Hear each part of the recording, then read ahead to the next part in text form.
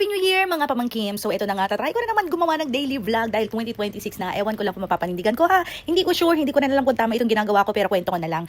Hi! So ngayong pagsalubong nga sa New Year, ang naisipan namin ni Jaren ay kami ang magluluto. Yes, for the first time po ito. At syempre nakikita niyo naman, hindi ako masyadong expert, diba? Hindi ko rin alam kung tama itong mga method ko, system ang ginagawa ko sa pagluluto. Basta nagluto na ako ng spaghetti. In fairness, madali lang naman kasi nandiyan naman lahat ng mga ingredients at saka chinat GPT ko yan, sa totoo lang. Para naman nagkamali at hindi namin masukat tong pagkain na inihanda namin. So ako nga in charge dito sa spaghetti. Ay, dito lang naman talaga ang alam kong lutuin at wala nang iba. Doon lang talaga tayo sa real talk, diba? So si Jaren naman ang in charge sa steak, kaya eto bumili siya ng napakasarap na steak. At siya na nga ang gumawa, nag-marinade. Ewan ko kung anong ginagawa niya dyan. Basta siya nang gumawa niyan. Siya nang in charge dyan at sabi niya magbihis daw kami ng puti kasi puti ang aming team para sa New Year na ito. At syempre naghanda rin siya ng wine para sa aming dalawa. At syempre ginanda din namin ng presentation para kunyari social-socialan.